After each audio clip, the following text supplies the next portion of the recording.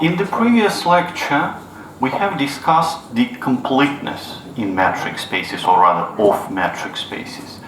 Today, the new lecture, the new property. So today we will discuss the compactness in metric spaces. Throughout the lecture, let X raw be a metric space. We introduce the notion of compactness in metric spaces exactly in the same way as we did it on the real line or in Rn. A set is said to be compact if for every sequence of elements from M there exists a subsequence such that such that this subsequence converges to some element. We're speaking about the compactness, so it converges to an element of a set. And even a quick look at this definition tells us that it consists of two parts. So the first part is that every sequence contains a convergent subsequence. And the second statement is that this subsequence converges to an element of the space. So let us separate these two definitions, or rather, let us separate this definition into two parts. A set M in a metric space is said to be precompact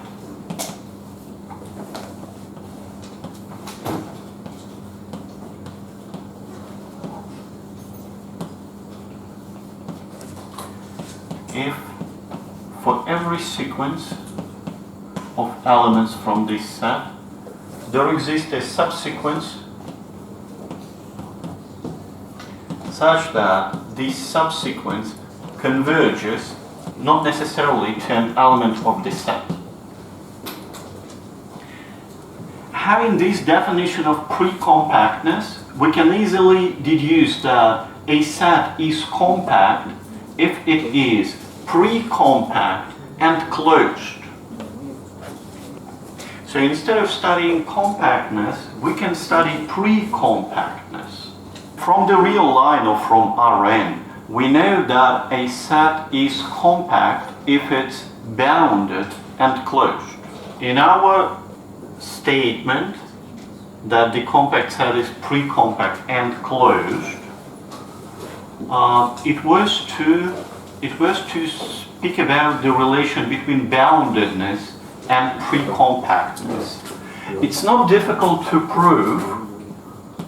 I will state it as a proposition and leave a proof for you as an exercise that if M is precompact,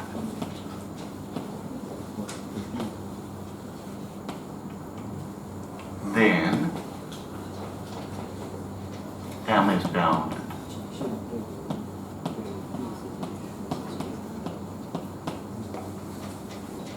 Is the converse true? If we have a bounded set, does it mean that it is precompact? So, well, the answer is no, because otherwise it will be too simple and too similar to the case of real line or Rn. So let us consider an example. Let us consider a sphere in L2. So L2 is a metric space of sequences which are summable with squares. So let me write the definition of this sphere. So it is all elements from L2 such that the distance from 0 to x is exactly 1. This sphere is a subset of a ball of radius 2.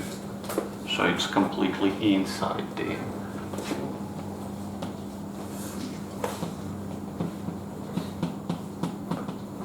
So it is bounded.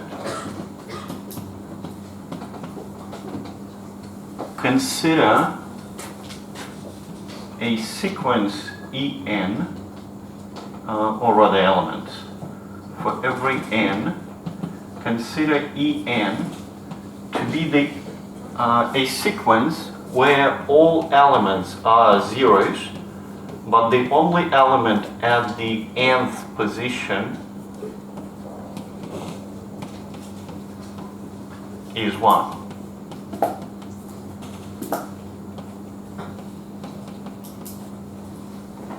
So let us consider these sequences. They clearly belong to L2. It is also not difficult to see that the distance from 0 to any En is 1. So they all belong to the unit sphere. But what is the distance between En and Em? So we take two different elements of this sequence and compute the distance between two of them. So by definition of the metric, we have the sum of En I minus Em I all squared for I from 1 to infinity, and we take the square root.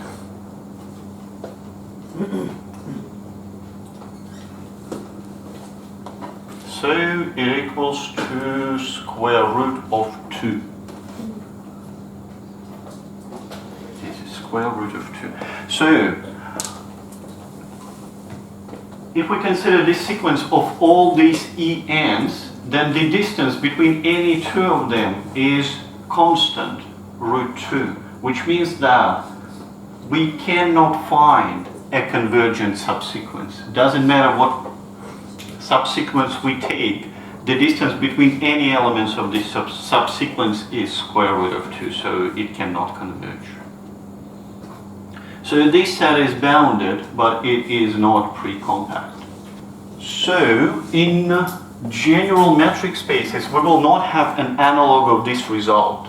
So boundedness is not strong enough to imply the precompactness. So we need some stronger version of boundedness, and it will be the notion of total boundedness.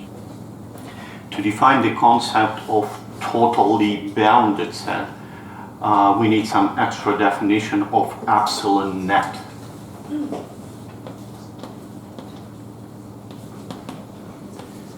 A subset A of M is said to be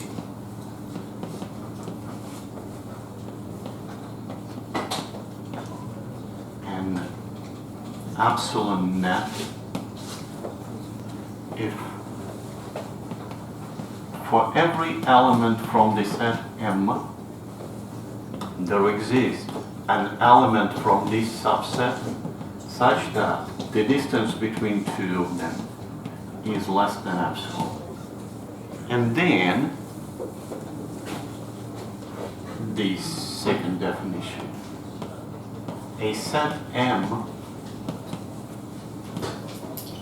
in a metric space is said to be totally bounded if for every epsilon greater than 0, M contains an epsilon net.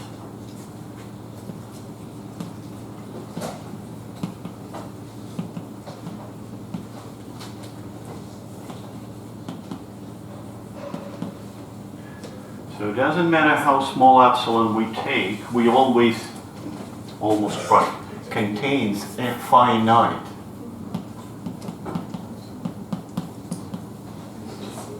That's the crucial requirement. So it contains a finite epsilon net.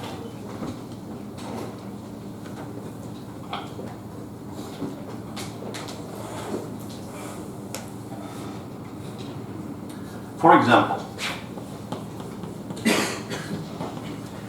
if in R2 we consider the set of all points with integer components, so Z2 is a subset of R2,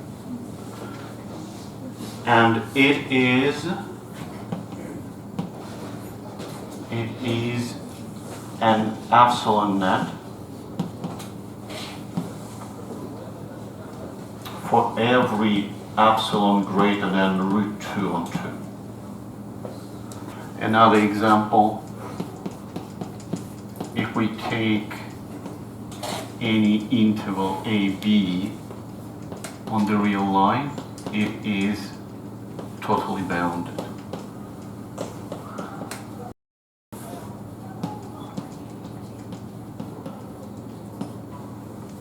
Well, to construct an epsilon net, we can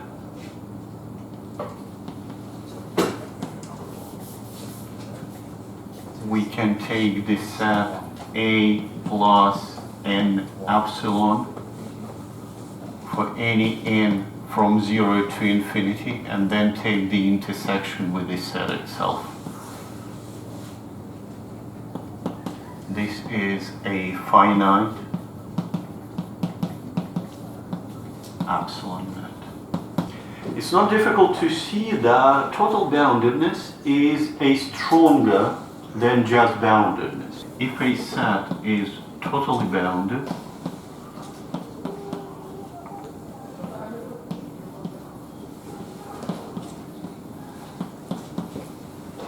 then it is bounded.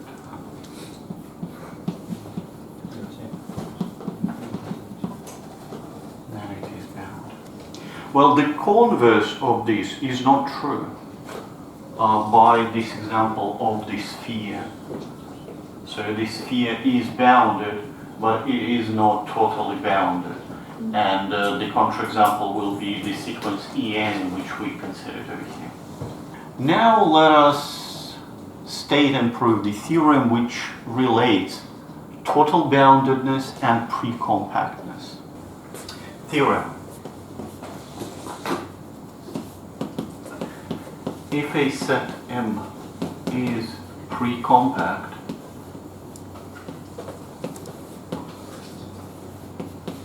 then it is totally bounded.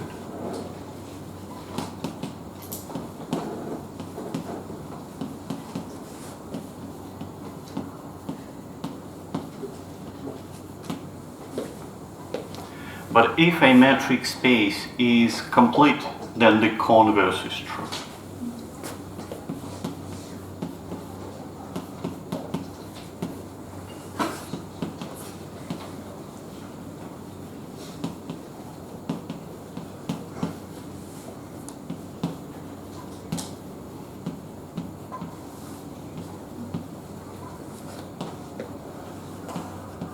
Then the converse holds.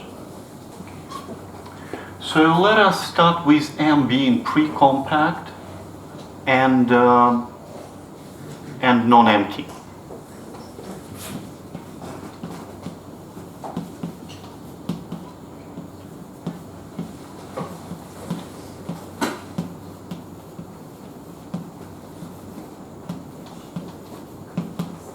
Well, if it's empty, then it's totally bounded. So there is nothing to do here. Since it's not empty, let us take an element from the set.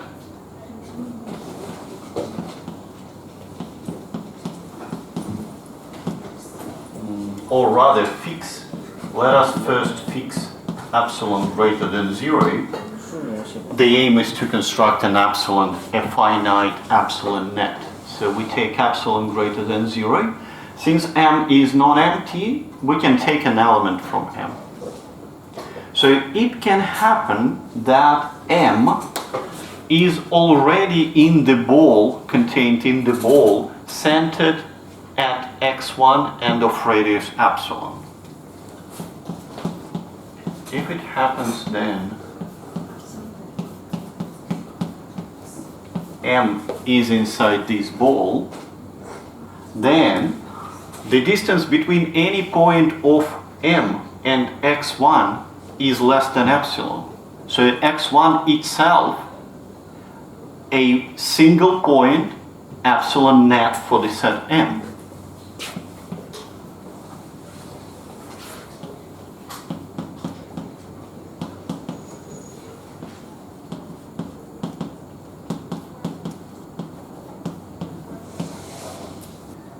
If this is not true, if M does not sit in the ball, by the way, if it's true, then we are done. So we have constructed a finite epsilon net, and so M is totally bounded. If it's not the case, otherwise,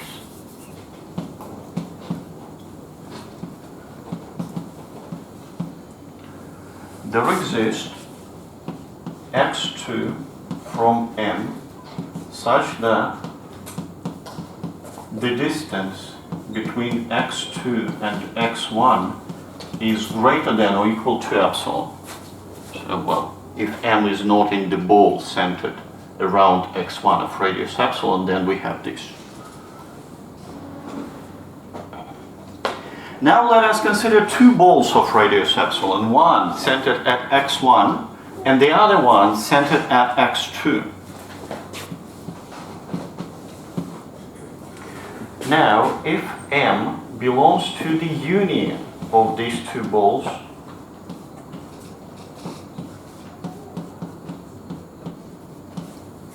then x1, x2, 2 points, form an epsilon finite, epsilon net for M, and so M is totally bounded.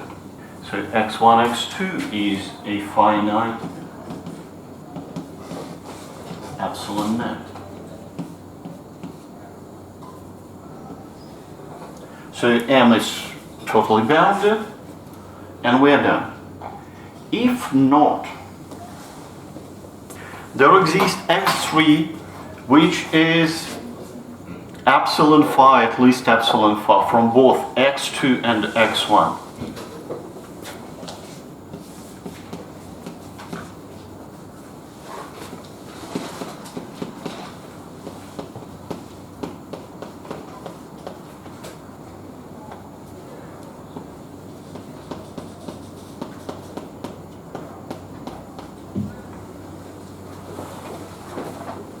And then we consider the set of 3 points, x1, x2, and x3. If it's an epsilon set, if it's an epsilon net, then we are done. If not, then we continue.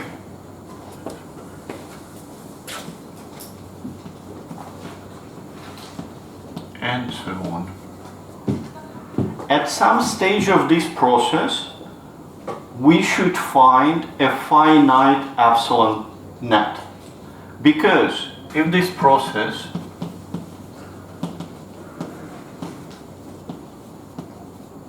goes infinitely,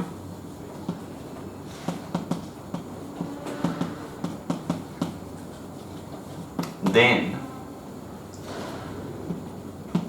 we obtain a sequence xn from M such that the distance between any two elements of this sequence is greater than or equal to epsilon.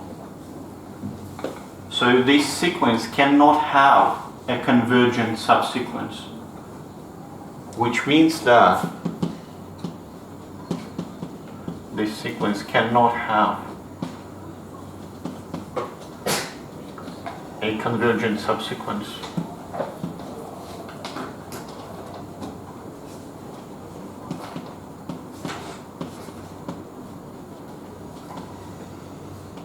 Convergent subsequence, which means that the set M is not precompact.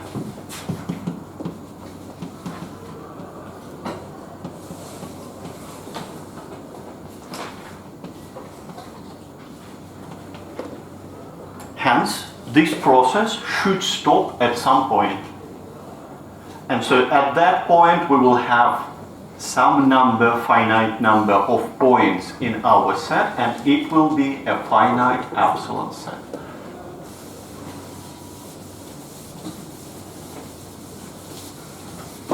Now we are in a complete metric space, and our set M is totally bounded. Well, totally bounded means that for any epsilon, we can find a finite epsilon net. In particular, for every sequence epsilon n, which tends to 0, we can find a finite epsilon n net.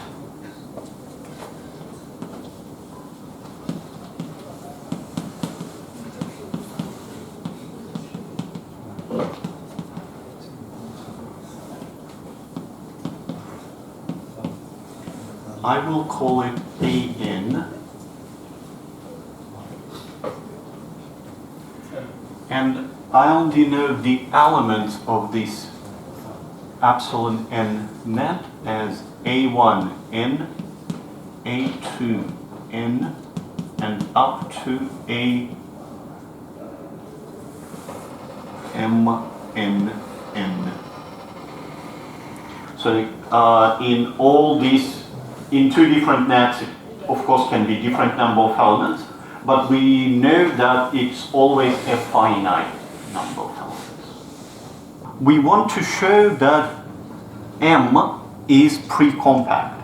So we want to take an arbitrary sequence from M and construct a convergent subsequence. So let's take a sequence.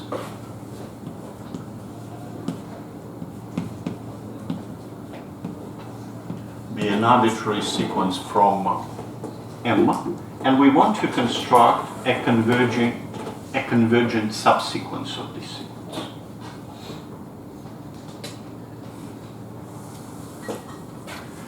By the definition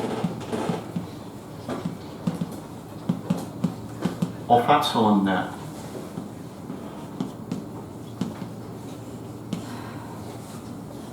the set M belongs to the union of balls.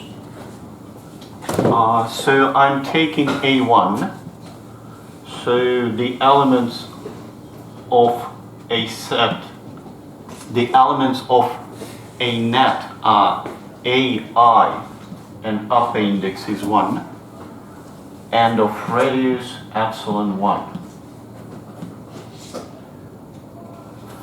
I from 1 to M1.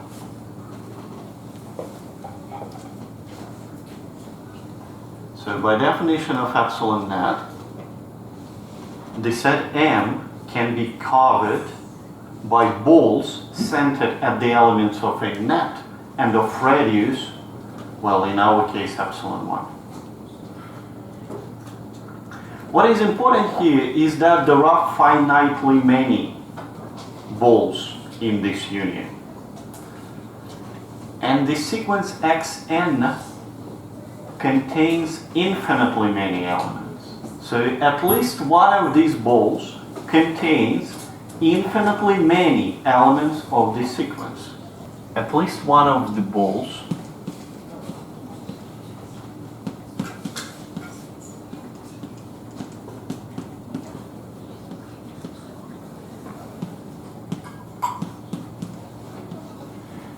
contains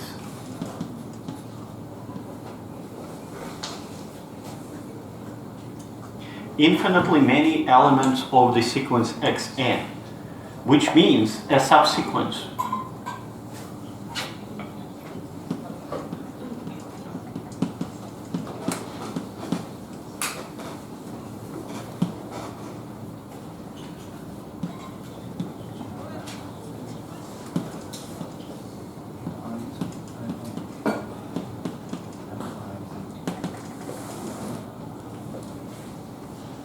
say xn1. That's a subsequence of xn. So this subsequence lies completely in one of these balls. We don't care in which one, but we know that it was in one of them.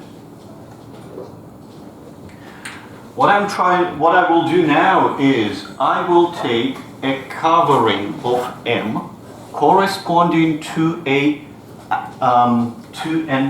epsilon 2 net. Again, it will be finitely many balls, and so at least one of these balls should contain infinitely many elements of these subsequence. So subsequence of a subsequence. Also, M belongs to the union. So now I take the union of balls at the elements of the second net, AI upper index 2, so the elements of the second net, the radius epsilon 2, and the union is taken from 1 to M2.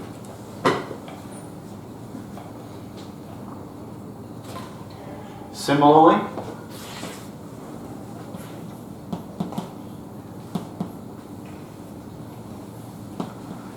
at least one of these balls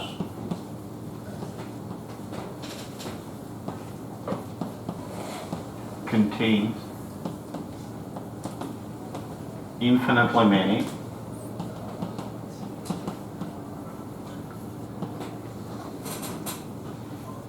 elements of a sequence xn, the upper index 1. Say xn upper index 2. So we have already constructed a second subsequence, and by doing so for all epsilon n nets, we will construct a subsequence of subsequence, or a sequence of subsequences, by continuing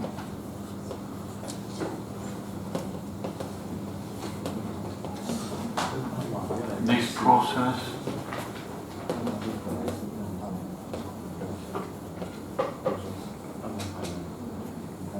we obtain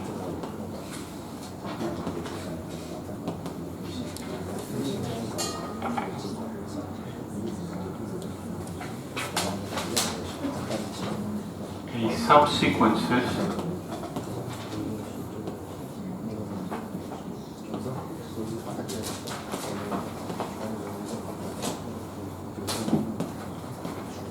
xn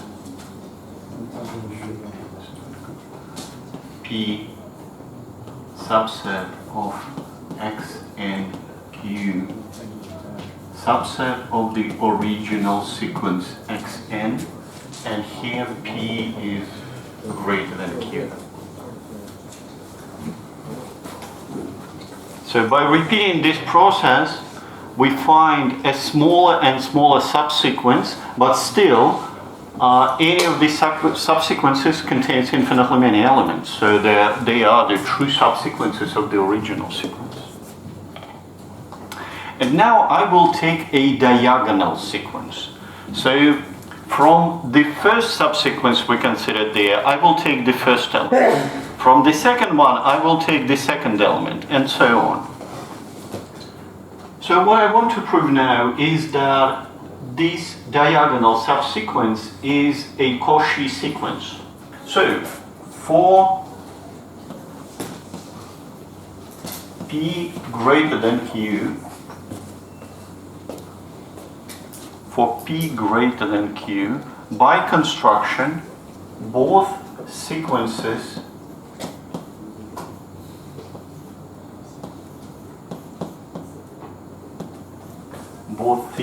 corresponding to p and to q, they are contained in some ball, well, at some point ai,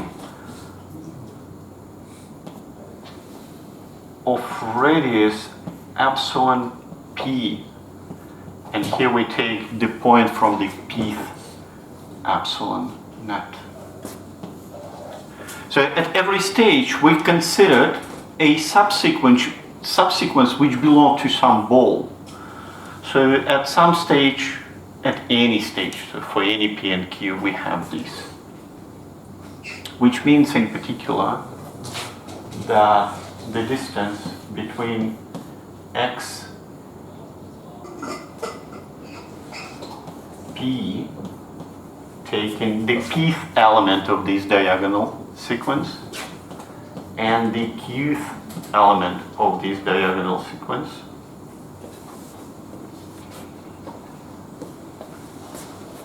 is less than or equal to the distance between first point to the center of this ball and second point to the center of this ball.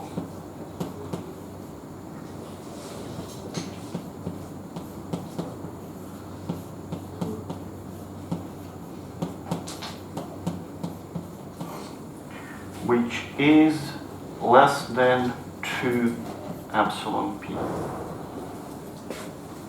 We know that the sequence epsilon n tends to 0.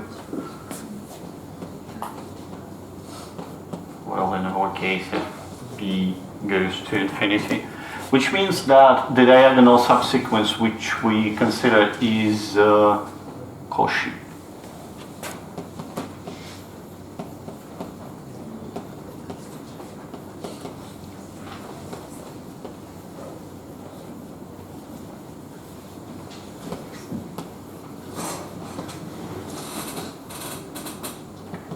Hence, it is convergent to some element from a metric space, since the metric space is complete.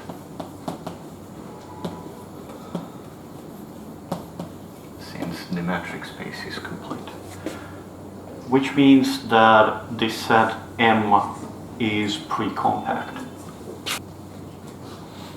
P is greater than Q. I think Yeah. the ball may not be the AIP, but AIQ. Oh yeah, right here. Right here. Yeah, we should take the larger. So this one is inside. Yeah, so we should take epsilon q over here, the largest out of epsilon p and epsilon q. Then and over here it should be q. Then I change p to q here and here.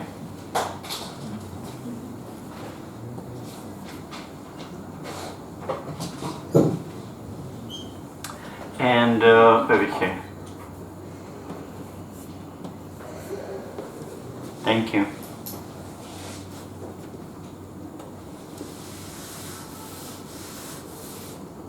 Let us state a corollary from the theorem. So by definition, we define a set to be totally bounded if for every epsilon there exists a finite epsilon net. As a corollary of the theorem, we can weaken this condition of finiteness to the condition of being precompact. If a set M, if for every epsilon greater than 0, a set M contains a precompact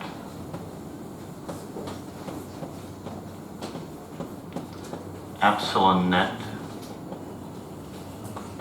then M is totally bounded.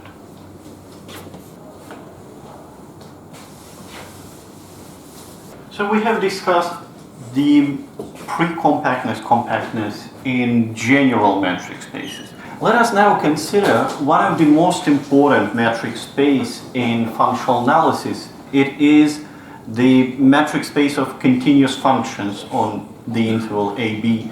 And let us see what is compactness there. CAB with the uniform metric.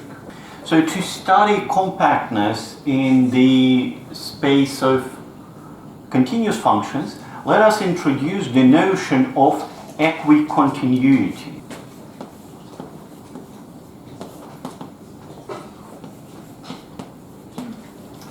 A set M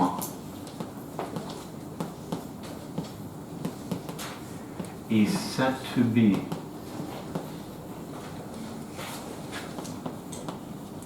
equicontinuous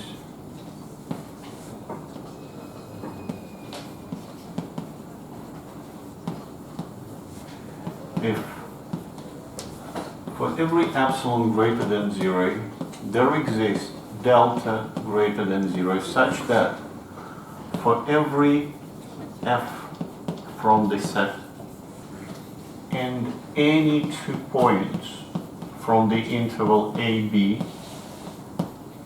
such that the distance between these points is less than epsilon, we have that the absolute value of the difference of f taken at these 2 points is less than epsilon. So if we just take this definition for a single function f, so we don't have this condition that for every f from M, then it is nothing but the notion of continuity. So if we just take it for a single function. The point of equicontinuity is that for all functions in the set M, we can find, for every epsilon, we can find a common delta for all of them. It's not like these delta depend on a particular function. It is a common delta for all the functions. And then, having this definition of equicontinuity in hand, we can prove a criterion for precompactness in the space of continuous functions. So this is quite famous theorem. It is due to Arzela.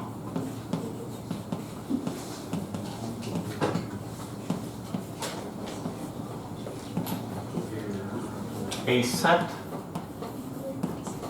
M, a subset of continuous functions, is precompact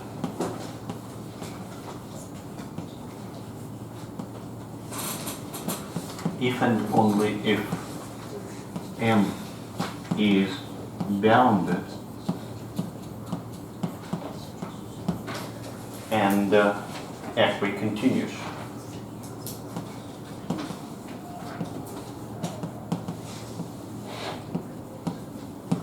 Let's prove it.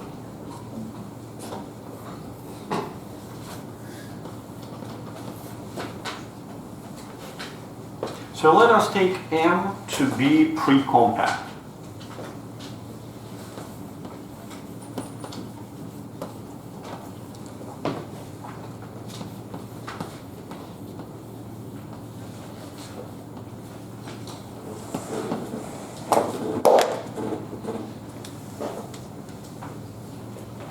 By the general theorem which we have just proved, we know that this means that M is totally bounded.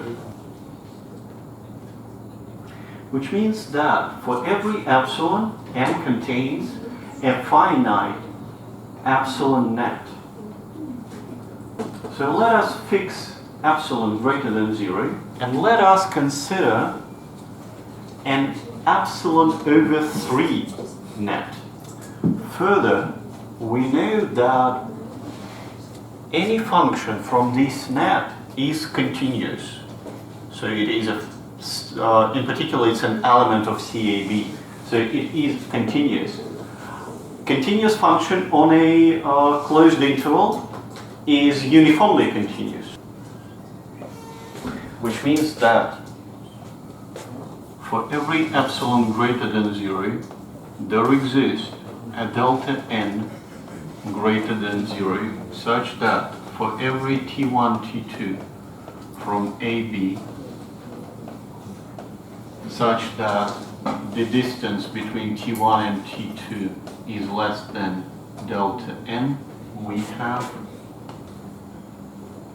Now let's take delta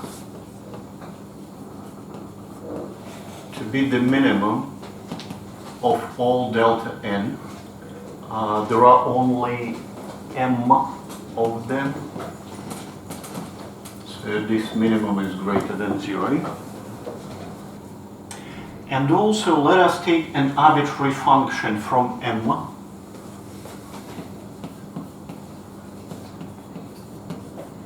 an arbitrary function from m, and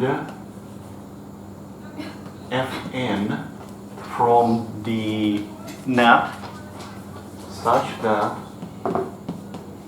the distance between f and fn less than or equal epsilon over 3.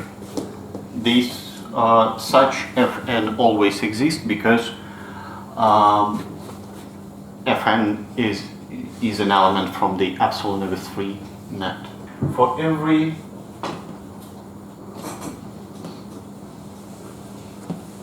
points T1 and T2 from the interval AB such that they are close to each other, the distance between two of them is less than delta, that delta which is a minimum of all of them.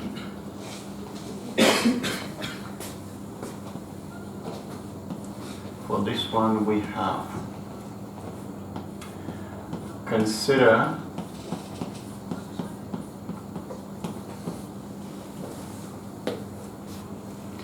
the difference of the value of the arbitrary function from m at these 2 points. I will estimate it from above.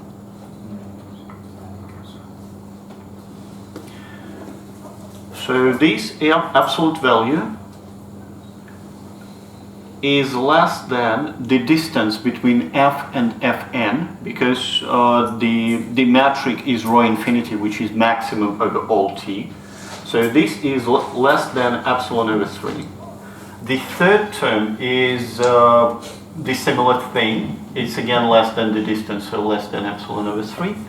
And the middle term is less than epsilon over 3 because of this one. I better wrote epsilon, yeah, I can write epsilon over 3 here, it doesn't matter. So all this is less than epsilon over 3 plus epsilon over 3 plus epsilon over 3, which is nothing but epsilon. Well, let's sum it up. So we've chosen an arbitrary epsilon. For that epsilon, we have found delta, which does not depend on our function f from m. And we proved that this distance is less than epsilon for any t epsilon delta close to each other, which means that this set m is equicontinuous. At the beginning of the proof, we conclude that M is totally bounded, which means that it is bounded.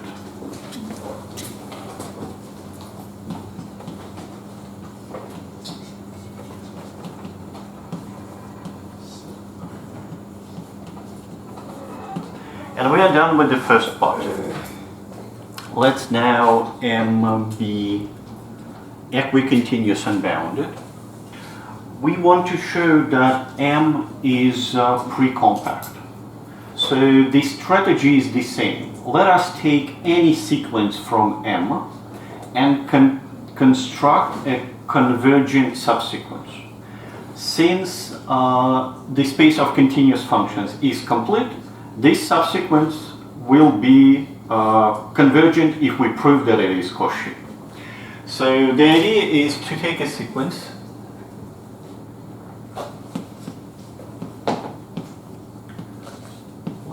call it Gn.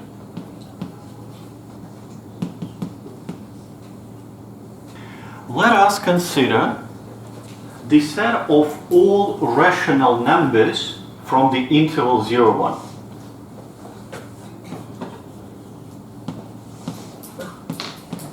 We take all rational numbers and intersect it with the interval 0, 1. We know that the set of all rational numbers is countable. If we intersect it with the interval with the interval AB, it is still countable. So we can write the elements of this set as a sequence. We can enumerate them. Let me now consider the sequence Gn. Let me evaluate all the elements of the sequence Gn at the point R1. So by doing so, we will get a numerical sequence, so a sequence of numbers.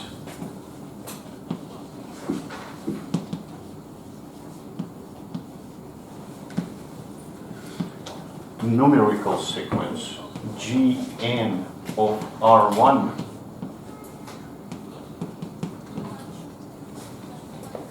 this sequence is bounded because the set M is bounded. So it is a bounded sequence of real numbers. Hence, we can find a converging subsequence. We can find a converging subsequence. I will call it Gn up index 1 of R1. That's a subsequence of Gn of R1.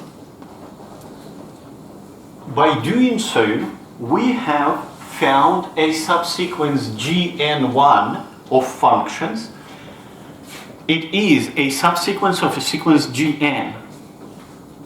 Now, I will take the subsequence Gn1 and evaluate it at the point R2 and find a converging subsequence.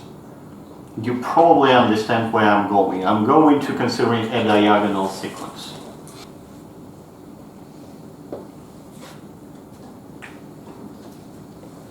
And now I will take a diagonal. Well, first of all, I will continue this process up to infinity, and then I'll take the diagonal sequence. So first of all, by construction, this sequence of functions converges at any rational point listed over there.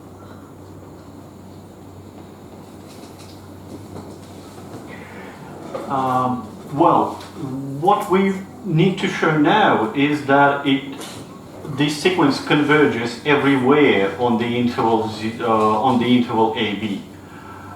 So let us take an arbitrary epsilon.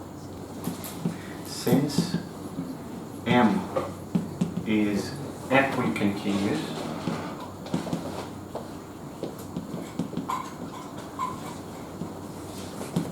then for epsilon over 3, there exists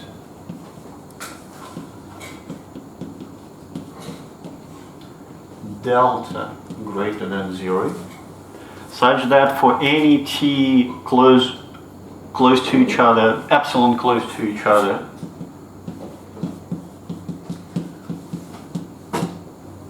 in AB, such that they are close to each other, f of t1 minus f of t2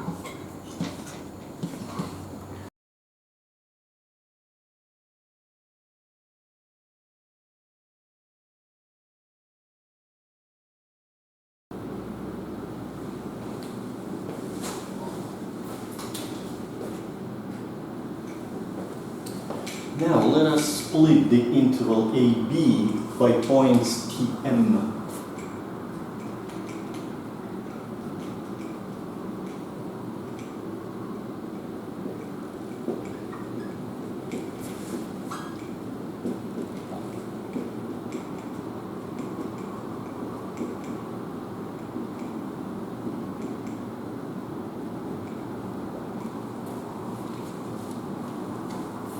Such that the distance between any two consecutive points is less than delta.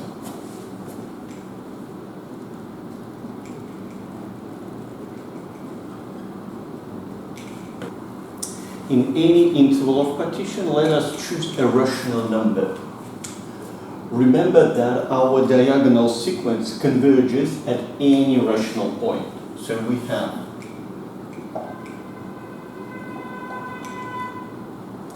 that there exists n such that for every n greater than n, we have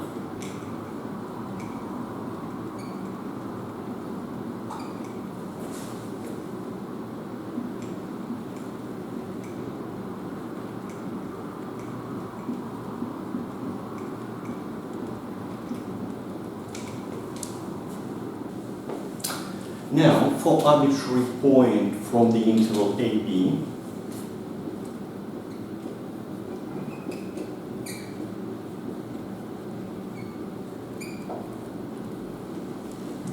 we can find a rational point which is delta close to t.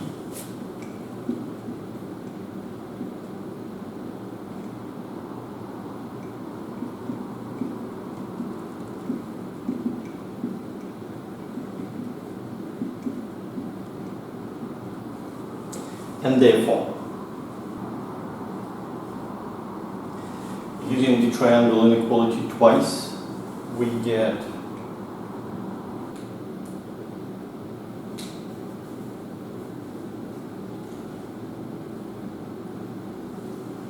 the first term is less than epsilon over 3 by this inequality. The last term is less than epsilon over 3 by the same inequality. And the second term is less than epsilon over 3 by this one. So all this is less than epsilon. And so the diagonal sequence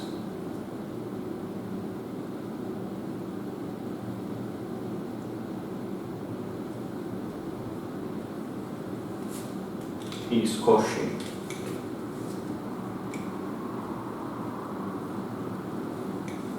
And since our space of continuous functions is complete, then this subsequent is convergent.